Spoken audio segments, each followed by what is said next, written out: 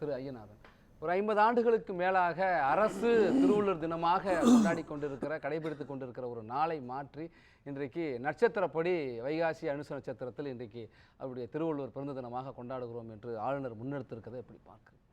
அதாவது தமிழருடைய மொழி, தமிழரின் நாகரிகம், தமிழரின் பண்பாடு, இதை எல்லாத்தையும் என்ன பண்ணுறாரு, இந்துமயப்படுத்தக்கூடிய ஒரு வேலையை வந்துட்டு இந்த ஆளுநர் செய்கிறாரு.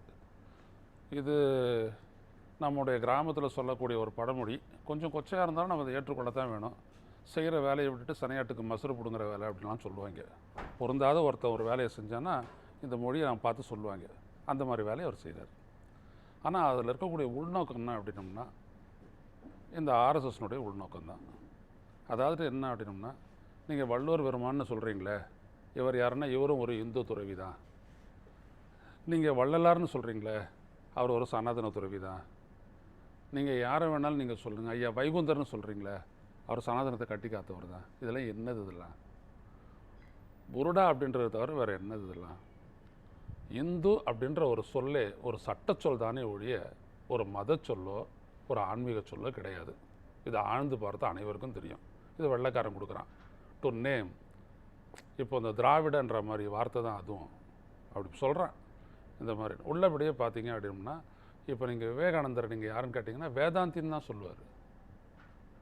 வெளியில் இருக்கிறவங்க வந்துட்டு ஹிந்து துறவி அப்படி இப்படிலாம் சொல்லிக்குவாங்க. ஒரு வேதாந்தி தான். ஏன்னா வேதங்களின் வழி, வேதங்களை விளக்கி, வேதத்தை தான் தனது வாழ்க்கை முறையாக ஆக்கி இறைவனோடு ஒன்றாதல் என்கின்ற யோக பாதையில், அது ஆன்மீகம், தன்னை ஆன்மாவிற்காக ஈந்தவன் ஆன்மீகி. அந்த அடிப்படையில் தான் அவங்க போகிறாங்களே தவிர இந்த இந்துன்ற ஒரு வார்த்தைக்கு ஒன்றுமே கிடையாது. ஒரு மதம் அப்படின்ற ஒரு குறியீடும் கிடையாது. இவன் வெள்ளைக்காரன் வந்துட்டு எல்லாத்தையும் வந்துட்டு இந்த குரூப்பிங் பண்ணும்போது செஞ்ச ஒரு வார்த்தையை வந்துட்டு தமிழனையும் தூக்கி எடுத்துகிட்டு போய்ட்டு அதில் இணைச்சி விட்டு தள்ளி விடுறாங்க. இவ்வளோதான். இன்றைக்கு இந்த விழா என்ன நோக்கத்தோடு நடைபெறுவதா செய்யறதுக்கு காரணம் அப்படின்னோம்னா, இன்றைக்கி வரக்கூடிய சமூகத்துக்கு இருக்கக்கூடிய அந்த விழிப்புணர்வு இருக்குது இல்லைங்களா, தனது பண்பாடு தனது நாகரிகம் தொடர்பான விழிப்புணர்வு இருக்குது இல்லையா, அந்த விழிப்புணர்வை வந்துட்டு அழித்து இல்லாத அந்த விழிப்புணர்வு இடத்துல வேற ஒன்றத்தை வச்சு இட்டு நிரப்பிடலாம். இப்போது ஒன்றுமில்லாத சொம்பாக தான் தமிழாக இருக்கான், இளைஞன் இருக்கான் பொதுவாக. அவனை இப்போ நானும் தான் முருகனை வணங்குறவன், ஸ்ரீராமனை வணங்குறவன், எல்லா கோயிலுக்கும் போகிறவன், எல்லாமே பண்ணுறவன்.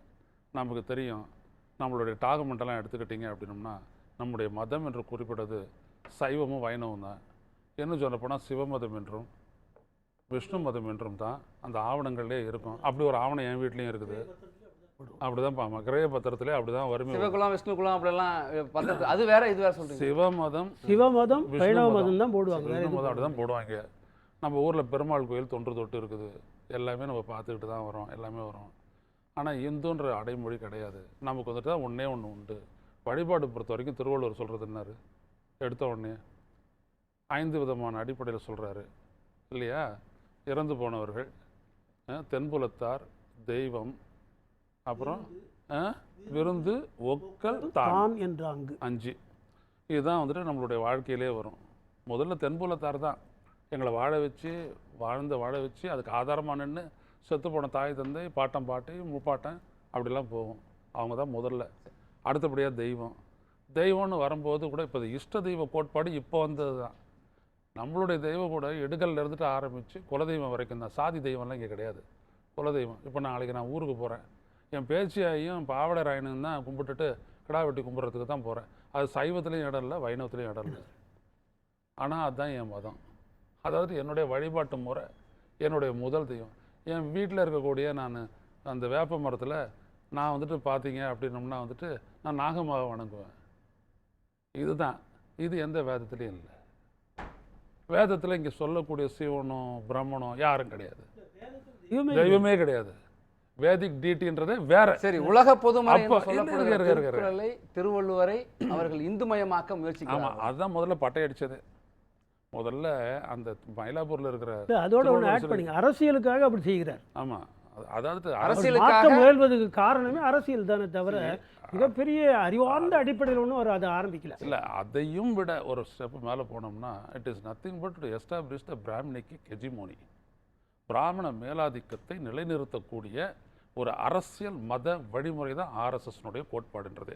அது ஆழ்ந்து போகிறவங்களுக்கு இருங்க முடிச்சிடாதீங்க.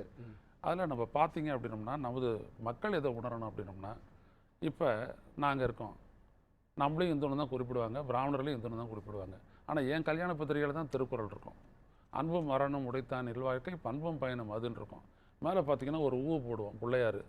இந்தாண்ட பார்த்தீங்கன்னா பொன் வீட்டார் குலதெய்வம், அந்தாண்ட பார்த்தீங்க அப்படின்னா மாப்பிள்ளை வீட்டார் குலதெய்வம், இடையில பார்த்தீங்கன்னா திருக்குறள் இருக்கும். அதுக்கப்புறம் நம்ம கல்யாண பத்திரிகை ஆரம்பிப்போம். அப்போ இது எங்களுடைய பண்பாட்டினுடைய பிரதிபலிப்பு. இருங்க, இந்துன்னு சொல்லிட்டு இருக்கக்கூடிய இங்கே இருக்கக்கூடிய ஆர்எஸ்எஸ்காரன் வலதுசாரி சிந்தனையால் அவன் வீட்டு கல்யாண பத்திரிகை கொண்டு வர சொல்லுங்க. அப்போ தெரியும் அவன் மதம் வேற நாங்கள் வேறன்ட்டு. ஆக நீங்கள் என்னன்னீங்கன்னா, எங்களுடைய வழிபாடு என்பது எங்களுடைய ஒரு வரலாற்று ரீதியான நாகரிக ரீதியான ஒரு தொடர்ச்சி, பண்பாட்டு தொடர்ச்சி. இதில் பார்த்தீங்க அப்படின்னோம்னா நாங்கள் பொங்கல் வந்துட்டு சூரியனுக்கு வைப்போம். அவங்க என்ன சொல்லுவாங்க, பால் பொங்கிட்டா அப்படின்னு கேட்பாங்க. நாங்கள் அப்படியே பண்ணுவோம். நாங்கள் சூரியனுக்கு பொங்கல் வச்சு பொங்கலை கத்துவோம். மறுநாள் நாங்கள் வந்துட்டு மாட்டு பொங்கல் இடுவோம். மாட்டு பொங்கலுக்கு வந்துட்டு மாட்டுக்கு வந்துட்டு பின்னாடி போயிட்டு இப்போ மஞ்சள் தடவிட்டு இருக்க மாட்டோம். மாட்டுக்கு பின்னாடி முன்னாடி மஞ்சள் தடவி குங்குமம் வச்சு எல்லாம் பண்ணி அதுக்கு காட்டிட்டு அதுக்கு பொங்கல் ஊட்டுவோம். அந்த பொங்கல் முடிச்சிடும். இரவு என்ன பண்ணுவோம், தென்புலத்தாருக்கு நாங்கள் வருவோம். தென்புலத்தார் வழிபாடு வருவோம். அப்போ தான் எங்களுக்கு வாங்கின ஆடையெல்லாம் அங்கே வச்சு மஞ்சள் தடவி அது முனையில் தடவி அதை வச்சு வணங்கிட்டு இது பண்ணுவோம். அடுத்த நாள் என்ன பண்ணுவோம், காணும் பொங்கல்னு சொல்லிட்டு நாங்கள் போயிட்டு பார்ப்போம், பெரியவங்களை பார்ப்போம். ஒன்று ஆசி பெறுவதற்கு, இன்னொன்று பொண்ணு கேட்குறதுக்கு, பொண்ணு கொடுக்கறதுக்கு. இதெல்லாம் நான் கேட்குறேன், எந்த இந்து மதத்தில் எந்த இடத்துல இருக்குது சொல்லட்டும்.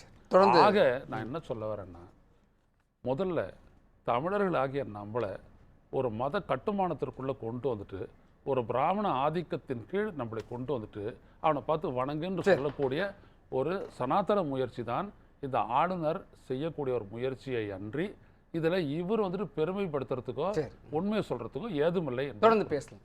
திருக்குறள் என்பது தமிழர் நாகரிகத்தினுடைய வழிகாட்டு நூல்களில் ஒன்று. அது அந்த காலகட்டத்திலேயே நிலவிய சாதி மேலாதிக்கத்தை எதிர்த்து, வர்ண தர்மத்தை எதிர்த்து எழுதப்பட்ட நூலில் ஒன்று அது. அதனால தான் பிறப்புக்கும் எல்லா உயிர்க்கும்னு இவர் ஒருத்த சொல்கிறதுக்கு காரணமே என்னென்னா இதுதான். அங்கே நிலவியது கொண்டு வந்தானுங்க, ஏற்றுக்காதீங்க. அதே மாதிரி கொல்லாமையும் அவர் கொண்டு வர்றாரு. நீங்கள் நல்லா கவனிக்கணும். மனிதனுடைய உணர்ச்சிகள் ஒவ்வொன்றிலையும் அவர் ஒரு இடத்துல பொச்சாவாமேன்னு சொல்லும்போது சொல்கிறாரு, மகிழ்ச்சியில் முடிவு எடுத்துறாதுறான்றாரு. இதெல்லாம் வேதங்கள் இருக்கா போடுறாங்க. நான் நாகசாமி சொல்லிட்டு போகிறாரு, வேதத்துலேருந்து தழுவி எழுதப்பட்டதுன்னு. இங்கே என்ன அப்படின்னோம்னா, பிராமண ஆதிக்க எதிர்ப்பு அப்படின்றது வந்துட்டு பார்த்திங்கன்னா தமிழருடைய வரலாற்றுலையும் இருந்திருக்குது, அரசியல்லையும் இருந்திருக்குது, இன்றைக்கும் தொடருது. ஒரு விடயம். இன்னொரு விடயம், அந்த பிராமண எதிர்ப்பை முனைமுடுங்க செய்யக்கூடிய முயற்சி தான் இந்த திருவள்ளுவருக்கு இந்த காவி அடிப்பது எல்லாமே. நாங்கள் அதை விட போகிறதில்ல. அதனால தான் சமூக நீதி ஆளுது அப்படின்றோம். சரிதானா? அவர் நண்பர் ராமசாமி ஐயப்பன் பேசும்போது டெய்லி கொண்டாடலாம். கொண்டாடுறதுக்கானது இல்லை சார் குறள். இன்றைக்கும் கூட நீங்கள் அதில் இருந்துட்டு ஒன்று எழுதுங்க, எடுத்து பாருங்கள். துறவு அப்படின்றது அங்கே இருக்க ஒரு அதிகாரமாக, அதை எடுத்து படிங்க. துறவு வந்துட்டு அப்படியே நேராக வனவாசத்தை ஏகிறது கிடையாது. அது என்னது அப்படின்றத பாருங்க. அன்றாட வாழ்க்கையில நீங்க பயிற்சி செய்யக்கூடியதானே ஒழிய மற்ற நாள்ல எல்லாம் பொய் சொல்லி தெரிஞ்சுக்கிட்டு திருட்டுத்தனம் பண்ணிக்கிட்டு ஒரு நாள் வந்துட்டு அனுச நட்சத்திரத்தை நான் கொண்டாடுறேன் பிறந்த நாள் ஏமாத்து வேற.